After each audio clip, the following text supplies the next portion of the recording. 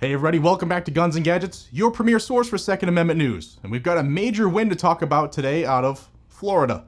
A Florida appellate court has just struck down a key portion of Florida's concealed carry law, ruling that the state's ban on concealed carry by law-abiding adults between ages 18 and 20 violates the Second Amendment.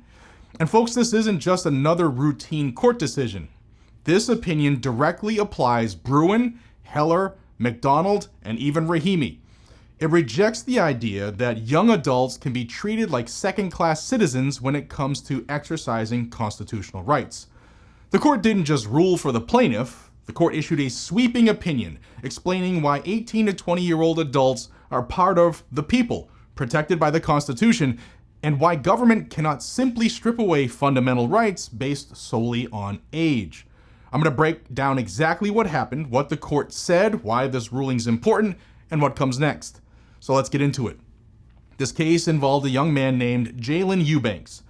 At the time of the incident, he was 18 years old.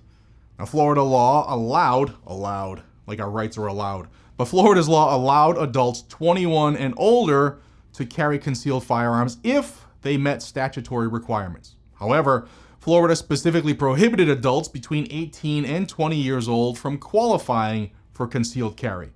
That meant that regardless of whether an 18-year-old was law-abiding, responsible, had no criminal history, and was otherwise fully qualified, Florida law automatically denied them the ability to carry concealed. The state essentially created two classes of adults, those over 21 and those between 18 and 20 years of age. Now, the younger group could vote.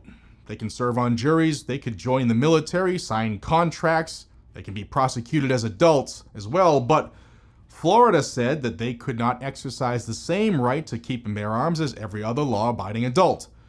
The 4th District Court of Appeals said that that was unconstitutional, and the language in this opinion is powerful. Before I cover the ruling, I want to thank a sponsor that makes it very possible for me to track these high-stakes legal battles daily, and that's CMMG. If you're serious about your Second Amendment rights, and you should also be very serious about your tools, that's where CMMG comes in. These guys and gals are known for innovation, reliability, and building some of the most baddest versatile systems on the market today. Whether you're looking for a radial delayed blowback system, or dialing your next build, or changing or converting something so that it's a little more affordable for you to practice, CMMG is always pushing the envelope in the right ways. Plus, their owners have sued the ATF out of their own pocket. Check them out and use my code. It's a new code, CMMG Rules. One word to save on your orders and support the companies that support the right to keep and bear arms. Now, the very first paragraph in this ruling tells you exactly where the court was headed. The judge asked, quote, "Can law-abiding adults aged 18 and 20 be prohibited from exercising their Second Amendment rights to self-defense available to other law-abiding adults," end quote. And the court then answered its own question. Quote, "The plain text of the Constitution and our country's history and tradition says no," end quote. And that's the foundation of Bruen. Text, history, tradition. Not feelings, not statistics, not policy preferences or emotional arguments, but the Constitution. And the court then went even further and said that restricting these young adults would make the Second Amendment a second-class right. That language comes directly from the Supreme Court precedent. And that should sound very familiar to all of us, because for decades, courts treated the Second Amendment as the red-headed stepchild of the Bill of Rights. And this court said, enough. The judges followed the exact framework required by Bruen. Step 1 asks whether the conduct is covered by the plain text of the Second Amendment. The court found that it is. The judges then noted that the Second Amendment protects the people. And according to Heller, the people means all members of the political community, not some government-selected subset. The court repeatedly emphasized that 18 to 20-year-olds are adults. They're citizens. They're members of the political community, and therefore they are part of the people. The court pointed out something many of us have been saying for years.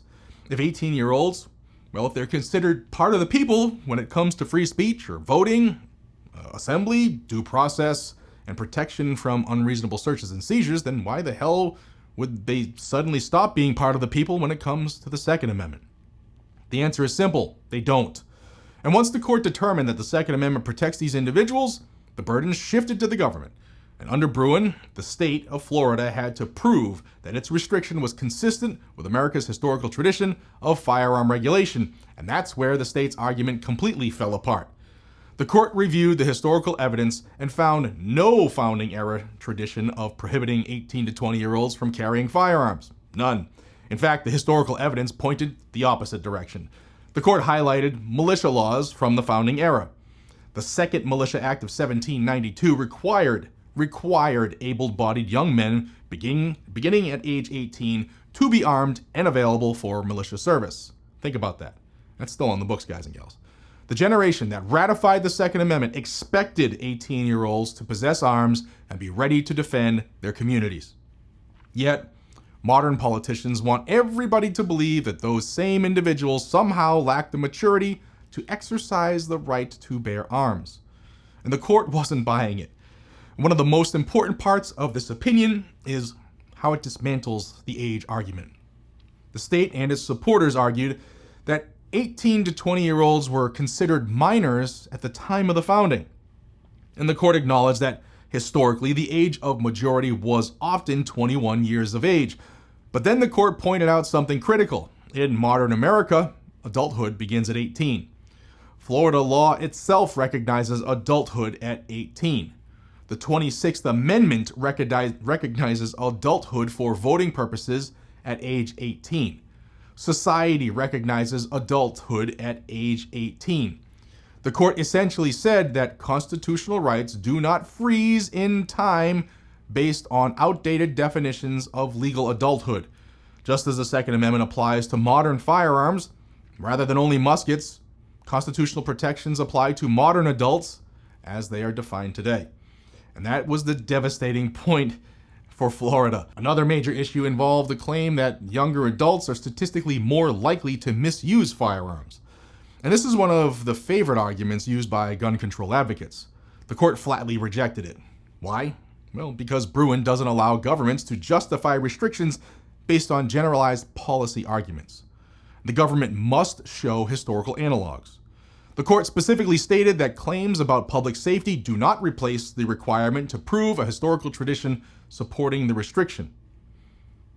The judges also cited Rahimi and explained that constitutional rights cannot be stripped away from an entire category of people simply because someone claims they are less responsible.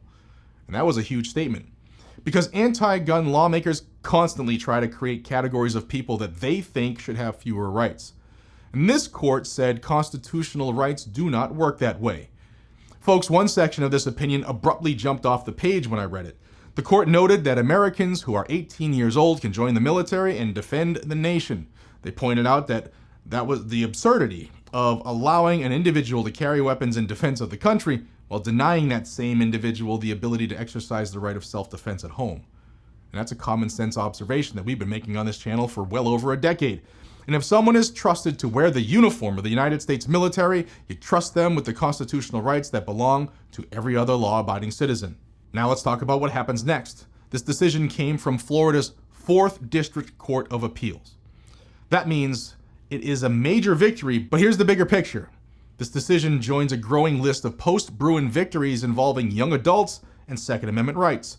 And courts around the country are increasingly recognizing that 18 to 20-year-olds were part of the people. And they're rejecting attempts to treat constitutional rights as privileges that government may grant or withhold based on an arbitrary age classification.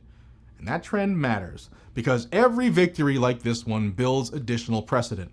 Every victory exposes the weakness of the anti-gun movement's historical arguments. And every victory reinforces the simple truth that rights belong to the people, not the government. At its core, this case was never really about concealed carry permits. It was about whether constitutional rights belong to all law-abiding adults or only the adults politicians approve of. The Florida court answered that question clearly.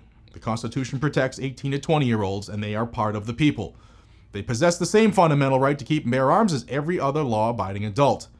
And government cannot reduce the Second Amendment to a second-class right. This ruling is a reminder that Bruen continues to have teeth. It is a reminder that constitutional rights are not subject to popularity contests. And it's a reminder that freedom survives only when the courts are willing to enforce the Constitution as written. Because rights delayed are rights denied, and rights restricted are rights diminished. And the Second Amendment means exactly what it says. The right of the people to keep and bear arms shall not be infringed. If you appreciate this type of reporting, please support this channel. Subscribe if you haven't already.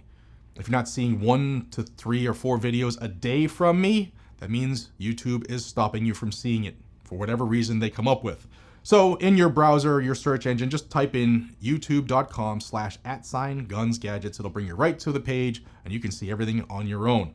Share this video with friends and family. And as always, stay safe, stay vigilant, and I'll see you on the next one. Take care.